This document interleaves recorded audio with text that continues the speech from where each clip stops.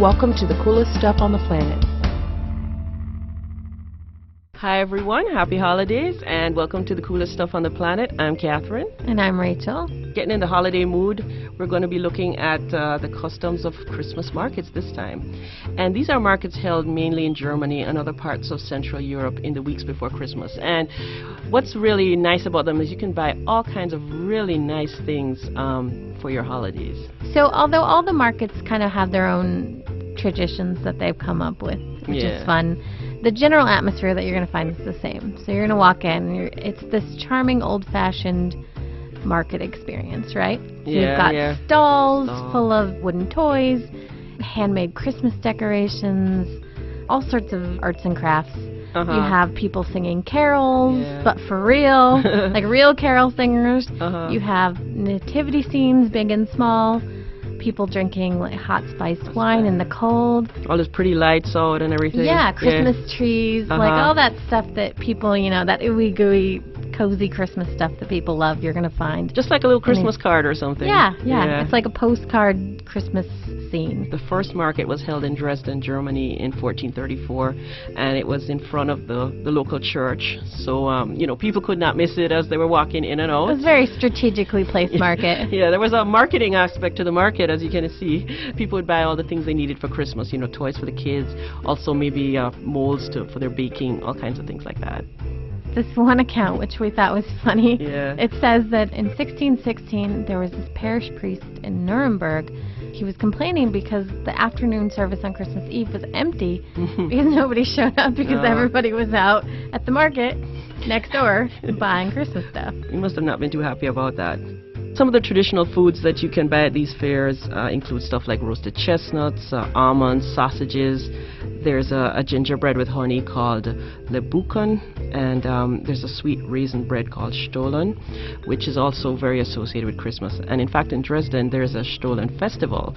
This is awesome. Featuring the world's largest Stollen, about 3 tons or something. It's just enormous, and it's carried by a procession of pastry chefs through the streets. And historically, it was bakers who actually did the same procession and carried it to the king. So it kind of has a historical element, which is fun. Yeah. These markets, these Christmas markets, you're not just going to find in the big cities in Germany. They're also kind of sprinkled throughout. Even in the small German towns, you'll find them, which is neat because I'm sure in the smaller places you're going to get even more interesting, kind of unique little local stuff. That's probably more an authentic experience even to go to the smaller ones. The tinier ones? Yeah. I'm sure. So they all have their own little traditions. In Munich, for example, they have this 30-meter tall Christmas tree lit by thousands of candles. Wow. And then they have particular foods, I guess, to the Munich one. They have fried apples and honey cake, which sounds delicious. You can find Christmas markets all over the world, some of them sponsored or with the help of the German embassies. There is, for instance, one in Chicago, which is modeled after the Nuremberg Festival. And that's pretty big. And there are also festivals in England, Paris, Vancouver, just all over the world you'll see them. That's so cool. Yeah. I kind of am sad. I kind of wish they had one in Atlanta. Yeah, I know. Well, maybe if anyone out there wants to create an Atlanta Christmas market with me, I mean, I'm up for it. Yeah, I'd love to go. Wouldn't that be awesome? Yeah, I would love to check one out. As you said, we have ones all over the world that are fabulous. So are there any that you would like to check out? I would like to check out the one in Brussels because it's kind of billed as like a foodie Christmas market. So you know I'm there. I will be there having my mulled wine with my chocolate and my frites and like my Belgian waffle. Yeah, and they said there's some little huts there, wooden chalets all over. Oh yeah, the traditional huts are, they look like chalets. Aww. And then I mean, if you've seen pictures and stuff, you know the Grand Place just looks amazing, decorated for Christmas. So that would be my choice. What about you? I'd love to check out the ones in England, I guess because I have all these images of Charles Dickens and Victorian life and all of that, so I'd love to check out one of those. Yeah, I'm sure they have their own English appeal. Yeah, exactly. There's a really big one in Birmingham, I'm told, so I'd love to check that one out too. Yeah. So we hope you enjoyed our Christmas market tour, and if you'd like to experience one for yourself, there's lots of tours offered of Christmas markets, which you can find online. And which we will detail in our blog post, yes, which we will have up for you, all about these Christmas markets all around the world.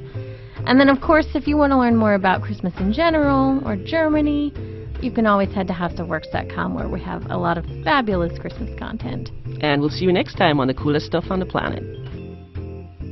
For more on this and thousands of other topics, visit HowStuffWorks.com and let us know what you think.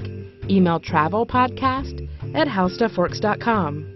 Don't forget to check out our other podcasts, free on iTunes.